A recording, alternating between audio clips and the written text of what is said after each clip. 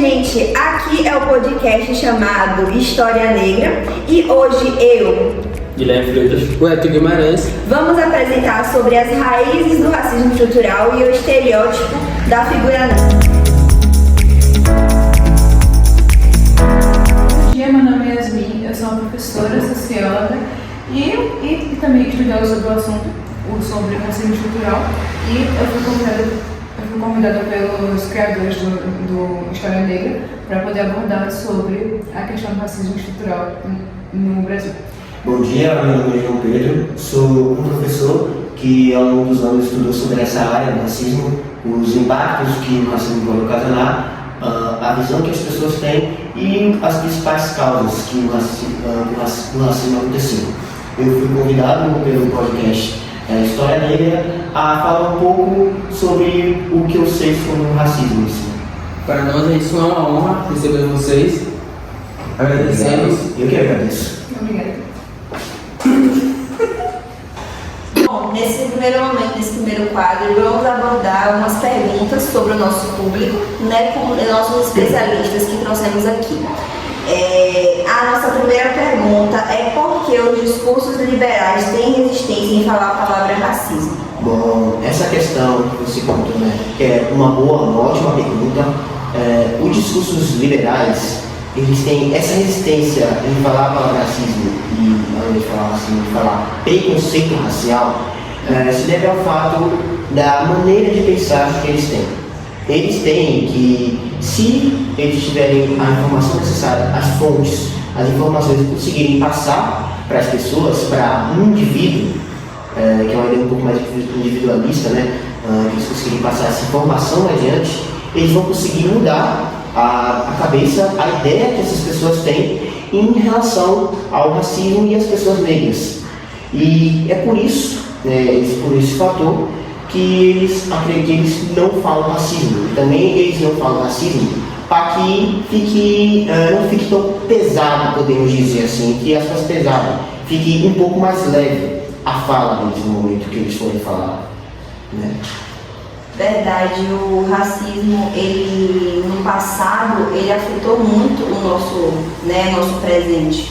Tanto que, em vez das pessoas, como você falou, em vez das pessoas falarem racismo, estão falando mais de preconceito hoje em dia, né? Para tentar meio que tirar um pouco a visão do passado. para tirar mais um peso também, porque querendo ou não, a palavra racismo seria uma palavra que pesa muito, porque vem de coisas históricas, vem de coisas de muito tempo lá atrás, desde a época da escravidão, então é algo que vem realmente, que puxa da raiz até o dia de hoje. Então, troca essa palavra preconceito racial, né, em vez de racismo, fala preconceito racial, justamente para tirar esse peso que vem da palavra racismo. por exemplo, o racismo, eles têm medo também que, por causa das coisas feitas no passado, eles fiquem com medo ou receio, ou até tenham mesmo racismo com isso. Muitas das vezes a internet, né, como vivemos num mundo mais tecnológico, é bem comum você falar uma coisa, as pessoas interpretarem de outro jeito e acabarem postando o que você falou de uma forma mudada, reeditada. Eles mudando o contexto do que você falou, sem ter o princípio de ofender algum grupo ou qualquer pessoa. Bom, como o meu colega acabou de contar, a questão do preconceito racial é um termo realmente utilizado como para amenizar a palavra racismo, tanto que em ambiente online a gente vê vários casos de racismo em aberto, onde muitas plataformas não fazem nem questão de denunciar ou de posicionar sobre o assunto. Também essa questão de amenizar, de nunca existir uma causa grande por trás, é algo que, não é de agora. A gente vê desde o passado que o racismo consegue predominar. Isso eu digo desde a época dos colonizadores, onde foi imposto uma cultura dentro dos povos indígenas que não era deles. Eles foram obrigados a seguir aquilo e obrigados a aceitarem que aquilo era o certo. E hoje em dia a gente enxerga muita gente de pele negra, de pele parda, autoafirmando discursos que claramente não combinam com a sua cultura, afirmando que isso é certo, isso é o correto. Isso eu digo por experiência própria, porque eu conheci alguém que chegou a fazer esse tipo de preconceito com uma pessoa que conheço. E essa pessoa está só melhor. Tanto que a gente pensa em racismo, a gente pensa logo numa pessoa branca ou numa pessoa branca não, porque branca a gente não tem esse conceito de branco no Brasil. Ou você é negro ou você é chato.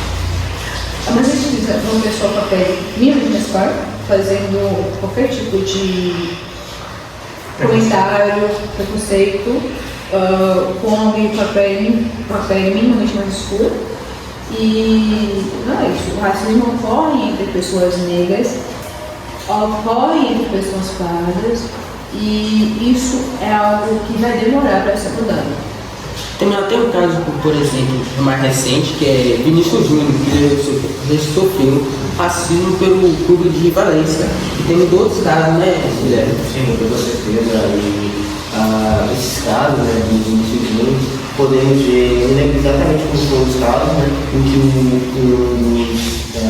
uma das pessoas que estavam na arquibancada assistindo o jogo, não foi, eu acho que foi o Vinícius Júnior ou foi o Daniel Alves, e uma das pessoas que estava assistindo o jogo jogou uma casca de banana, né? No caso do Vinícius Júnior, ele realmente se sentiu muito ofendido, porque aquilo era um ato de assim, como se estivesse chamando de macaco, né? Que é o ato da banana sendo um pouco mais indireto, né? Ele não chamou, ele falou que chamou ele de macaco, mas deu para perceber que tinha um certo tom de racismo naquele ato que aquela pessoa fez. Mas esse caso que você citou, que no caso foi da banana, que inclusive jogando a banana no campo, e Daniel Alves comeu a banana como um meio de devolver essa provocação, porque como a torcida queria provocar na época e não tinha muita lei, né, e como em outros países não tem essa lei de você fazer racismo e você ser preso.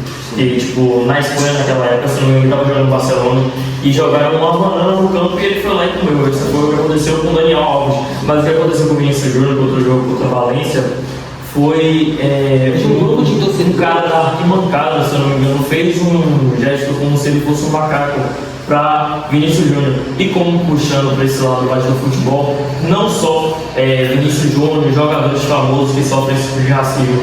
Por exemplo, também teve um jogo da Libertadores Sub-20, né?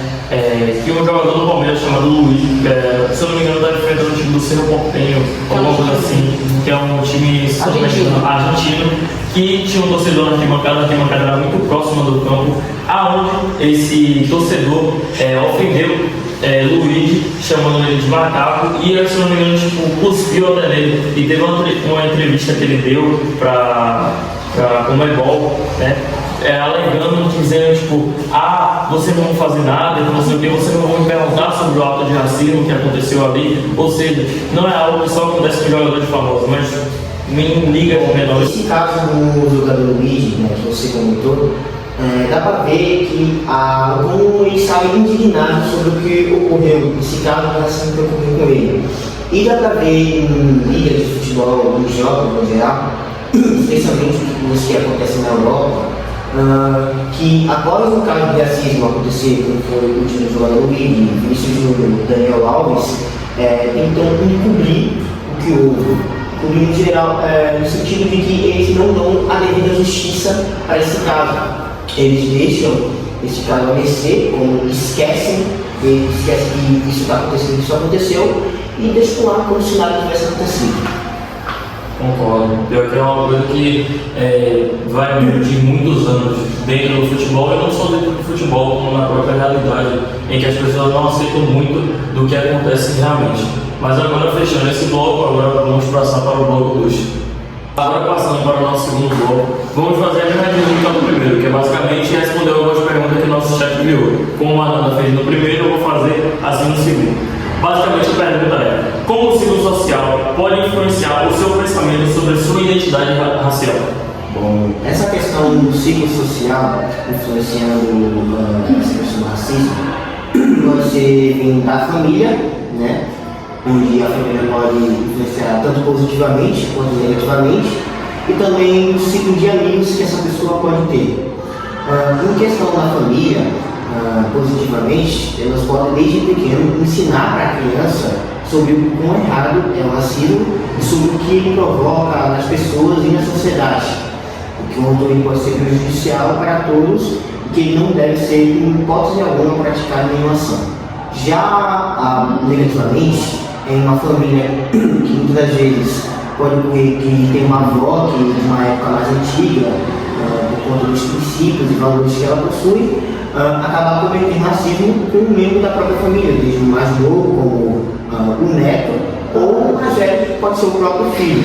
Em casos como esse, em alguns casos, consegue-se mudar a percepção, a visão que ela possui, só que em outros acabam não conseguindo ter essa mesma possibilidade.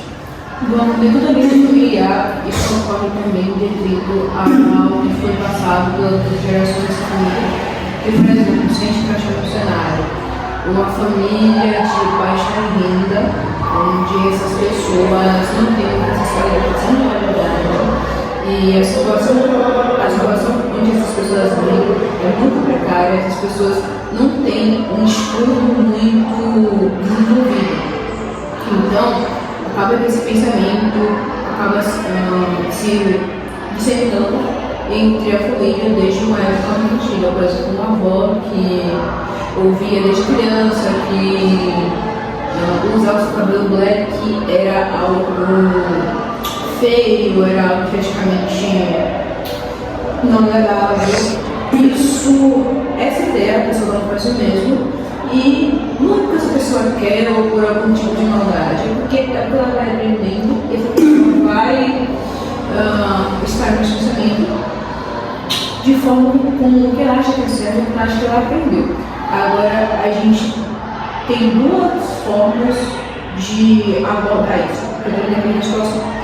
Às vezes a pessoa vai falando isso porque foi o contexto social que ela viveu, que ela aprendeu isso, e isso se deve a muitas práticas do passado, quando os colonizadores fizeram aquela reforma religiosa no Brasil, e dentre isso, a aparência e os traços negroides eram vistos como algo marginalizado, e isso foi só piorando com as ideias que a gente conhece como o próprio darwinismo social. Esse período onde as ideias feministas se proliferaram pelo Brasil, onde a imagem negra foi completamente marginalizada. Então, tudo isso tem um contexto. Então, por exemplo, se essa pessoa chegar e falar que o cabelo black é feio, que não deve se expor por aí, por exemplo. Às vezes, essa pessoa está falando isso porque foi o que ela aprendeu. E aí você pode ter essa pessoa e falar, não é bem assim, hoje em dia, essa ideia não temos mais esse tipo de pensamento. Às vezes, a pessoa fala não é porque ela quer, mas é porque é que ela aprendeu. Agora, se essa pessoa estiver falando no intuito de, por exemplo, a gente deve embranquecer o Brasil de novo, a gente tem que matar todos os negros e encher o Brasil somente de pessoas brancas. Isso sim é um discurso de ódio que a gente tem que denunciar e alertar os devidos órgãos para isso. Sim. Como você comentou, que é o fato de ela ter uma pessoa assim, que provavelmente ela foi ensinada e as características negras são algo ruim, deve ter muito por parte de ser uma ideia em si. Porque quando uma ideia é colocada na mente humana, ela é muito difícil ser tirada, ela fica até a raiz, é muito difícil de ser tirada. Concordo. E agora, para encerrar nosso bloco 2, eu vou falar uma situação que já aconteceu. Por exemplo, eu conheço uma pessoa e ela era negra, mas era racista. Então ela teve filhas, mas ainda bem que essas filhas não seguiram essa mesma linhagem que ela. Isso é muito importante, porque assim como tem exemplos como ela falou, assim tem um exemplo como eu acabei de citar, tem pessoas que seguem a mesma linhagem e tem pessoas que meio que quebram essa linhagem. O ciclo que eles conseguem quebrar. É necessário. Obrigado, Sérgio, pelas perguntas de hoje, mas também agora queremos abrir uma discussão entre a gente, então a gente vai privar mais esse momento para a gente em si e a gente vai meio que abrir uma conversa entre a gente, mais um diálogo. Bom, o que vocês acham sobre essa questão do racismo estrutural e de como ele tem influenciado a nossa sociedade atual? Bom, na minha opinião, o racismo ele não está presente sempre em famílias ou então em amigos. E sim, tipo, praticamente em tudo, porque muita gente hoje em dia, graças não, né, pela influência antiga, né, dos tempos em que as pessoas achavam que isso era o certo, entendeu? Meio que se influenciou muito e não está só nisso ainda, entendeu? Ainda está indo muito no nosso hoje em dia. Por exemplo, na política, muitos políticos ainda são racistas ao vivo. Nas escolas, as escolas tentam manter isso, entendeu? Colocando panfletos, fazendo com que os professores eles puxem mais esse tipo de assunto, entendeu? Tanto que, por exemplo, no sexto ano a gente dá muito isso, entendeu? Fazendo muitos trabalhos para não levar a gente para esse caminho. Essa questão do serviço da escola é algo que em si ajuda, né, a combater o racismo. Só que tem que ver, não é só estar em apenas uma forma de propagação, de impedir, de combater o racismo. Tem várias formas, porque não adianta ter um professor na sala de aula falando 5, 30, 50 minutos, com errado racismo, que ele acaba casando, com o horrível ele é. Se quando ele chega, a criança chega em casa, ele vai lá com um avô racista, ele vê vídeos da internet, sei lá, no Instagram, no YouTube, de comentários nazistas, ele vê na televisão programadores racistas, políticos racistas, esse tipo de coisa, ele fica o quê? Assim, 1 hora na tela, e isso vai impactar muito mais do que o combate que ele está se fazendo nas escolas. Então essa é uma coisa que eu tenho que se ver, então tem que usar os meios, televisões, redes sociais, internet, tudo para poder ajudar no combate. Não é só, vamos usar a força da amizade da leitura para combater. Não. Tem que fazer de maneira séria para poder realmente acabar com isso. Ao meu ver, essa questão do combate deveria ser incentivada mais pelos próprios órgãos públicos que a gente tem, como, por exemplo, realmente a educação devia procurar.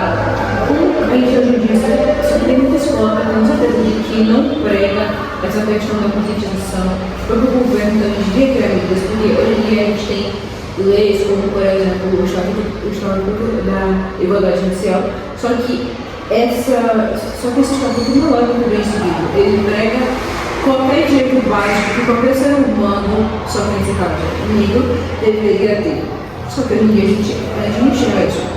Por exemplo, lá tem que pessoas negras devem ter o acesso básico à saúde. Hoje em dia, se uma pessoa negra tem um plano de saúde no particular, se essa pessoa for lá, pode ter certeza de que grande parte dos médicos não correspondem ao mesmo tipo de coloração de pele e às vezes isso pode acabar se transformando em racismo. Outra, lá fala que negros devem ter direitos a moradia decente, sendo que hoje em dia grande parte das pessoas que são habitantes de comunidades são pessoas negras. Lá também prega que a educação básica e de qualidade deve ser fornecida aos negros. Se a gente olha os dados, grande parte das escolas públicas são acessadas por pessoas negras. Geralmente é claro que essas escolas públicas não têm condições o suficiente para poder fornecer a educação necessária para todo mundo que está lá. Então, como você abordou, essa conscientização é importante, só que nem todas as escolas promovem isso, e não só a escola. No âmbito político, a gente não vê praticamente nenhum presidente negro no Brasil. E isso é algo de se rever, porque o Brasil é um país que tanto se conscientiza sobre a questão da negritude, só que o país que nunca teve um presidente negro. É de se pensar. E agora falando muito sobre o estereótipo, né? Porque tudo liga, tudo dentro do racismo estrutural vai ligando uma coisa na outra, porque querendo ou não, o estrutural vem de algo de muito tempo, né? Vem desde das raízes, dos tempos antigos, da escravidão. Então é um tipo de coisa que vem meio que desde muito tempo e acaba criando um estereotipo, como por exemplo, sempre que você vê um negro na rua, por exemplo, tem muito um negócio que é um termo, né, que é dois caras numa moto, dois caras negros numa moto, geralmente. O estereótipo do homem, que quando pensa no pedreiro, geralmente pensa no homem negro, forte, quando pensa no advogado, pensa no homem branco, de cabelo liso. Esse foi um estereótipo racismo, querendo ou não, que você pode muito bem não ser racista, mas o racismo te influenciou a pensar dessa maneira. E querendo ou não, o racismo vai vivendo na gente de acordo muito com o tempo. Porque por mais que a gente não seja, é algo que o estereótipo é algo que já vem criado de muito tempo. Mesmo que a gente não queira ter essa coisa na mente de, pô, como é que eu vou imaginar um pedreiro, eu só consigo imaginar um cara negro, forte, né? Que, entendeu? Nesse estereótipo que é muito, né? Fora do genérico. Também o Papai Noel, né? Que no passado eles não deixavam o homem negro ser o Papai Noel, hoje eles estavam dando ele, sim, hoje eles Papai Noel, mas no passado realmente eles tipo, não, você não pode ser o Papai Noel, porque você é negro, porque o fato é que eles tiveram esse estereótipo do Papai Noel, velho, gordo e branco. E esse estereótipo também liga muito à falta de educação. Por exemplo, quando ligamos a falta de educação, pensamos em, às vezes, pessoas negras que não conseguem estudar. Ou seja, esse tipo de falta de educação, uma pessoa não conseguir algum emprego em algum lugar, a pessoa não saber tal assunto, é muito ligado a pessoas negras, infelizmente, justamente por conta do racismo cultural. Também temos até coisas que falamos no nosso cotidiano, como, por exemplo, exatamente denegrir a coisa tá preta, que também é uma forma de falar como a coisa tá ruim. Olha como liga uma coisa, tipo, como é que você fala que a coisa tá preta, a coisa tá ruim? Tipo, é uma coisa que tipo, não dá pra se conviver, mas mesmo assim muitas pessoas usam esse tipo de termo pra se referir a uma pessoa, a uma coisa que tá ruim, uma situação que tá ruim. Outra a questão do mercado negro no passado e da magia negra. Que tipo, magia negra, muita gente pensa, quando a gente fala magia, a gente pensa magia negra, a gente pensa o quê? Pô, uma magia proibida dos filmes, como Harry Potter, série da RPG, etc. O mercado negro é um mercado legal. Só que naquela época, o fato de ser mercado negro, magia negra, é como um ato pejorativo para que atacassem as pessoas negras. O mercado negro, porque seria, além de ser um mercado legal, seria os negros, uma forma de mostrar que é lá, como aqueles produtos que na época os negros eram considerados como produto, e a magia negra associando a religião e as religiões como algo satânico e demonizado. A única coisa que o termo branco é utilizado algo ruim é quando deu branco. Por exemplo, quando a gente esqueceu algo. A única coisa, assim, se você parar para perceber, é muito menor do que usar o termo magia negra, algumas coisas, fazendo coisa ruim. Sendo que, por exemplo, quando terminou a escravatura, quando teve fim da escravatura, quando foi a Lei Áurea, e muitos negros não tiveram condição de morar em casas assim, embaixo, em plano. Muitos subiram para os morros e formaram barracos. E hoje em dia é conhecido como as favelas, né, como aqui no Brasil. Tem bastante, inclusive temos a maior favela do mundo, da América Latina. Acho que é da América Latina. Então a gente tem basicamente a maior favela da América Latina, que no caso era assim, né? Então, tipo, são coisas que vem ao longo do tempo. E essa coisa do deu branco tem muito a ver com sumiço, né? Porque, tipo, geralmente quando a gente vai pensar assim nas coisas, né, gera e acaba dando branco. E aí realmente se torna uma coisa que é o único termo que é usado para se referir a branco, uma coisa ruim, né? São coisas assim do nosso dia a dia gente acaba enfatizando essa ideia, mas também as próprias mídias sociais podem favorecer isso.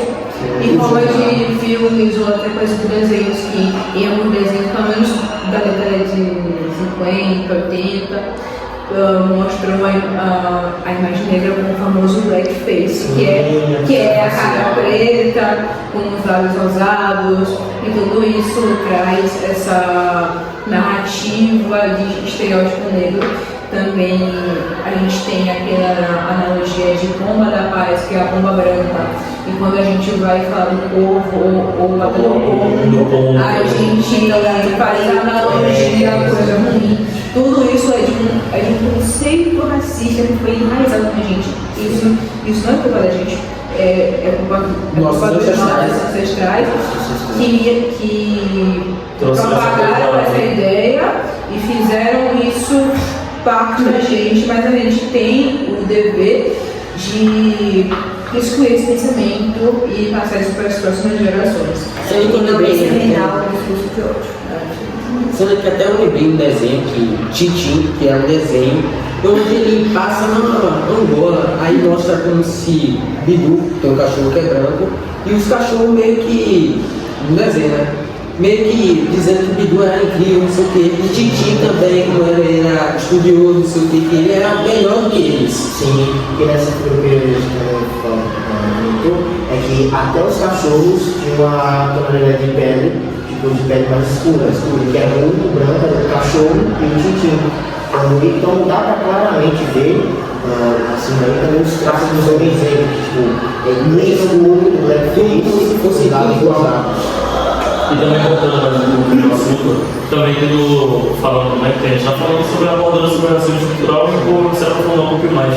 Né? Temos as leis também, né? Além disso, temos as leis que a gente pensa, caramba, nossa, essas leis devem ter mudado muito, mas não mudou nada. Por exemplo, tem uma lei do Queiroz que não permitia mais a entrada de africanos escravizados aqui no Brasil. Temos a lei dos sexagenários, a lei áurea, a lei do ventre livre, que a lei do ventre livre é basicamente quando um bebê nasceu de uma mãe escravizada, né, ele podia ser livre, né, os donos criavam a partir dos outros humanos, né, e depois libertaram a criança. Mas isso não era bom, porque largavam do nada, ficou no nada. Então é uma coisa que não muda. Mesmo eles eram tinha essa coisa presa neles, né? Eles não podiam ser soltos, eles não eram libertos. Eles meio que ganham essa liberdade para no final dar no mesmo, porque eles vão ser julgados da mesma forma, né? Eles vão viver, não vão viver moradias, isso é claro, porque mesmo tendo a Lei Áurea, né, que foi a lei que aboliu a escravidão em 1888, acabou que formou as favelas, né? Que eles foram morar em locais, mas criaram as favelas e foram subindo o morro e não moravam em lugares planos. E mesmo sendo livre aos 21 anos, eles tinham trabalhado por 3 anos para os seus senhores, né? Que seria o óbvio, né, para eles. E agora, infelizmente, vamos ter que encerrar a participação de vocês, né? Por incrível que pareça, mas a gente agora vai chamar uma convidada especial e eu vou estar me despedindo de vocês, assim como meus colegas também. Feliz, eu que agradeço. Muito obrigado. Essa participação. Muito obrigado.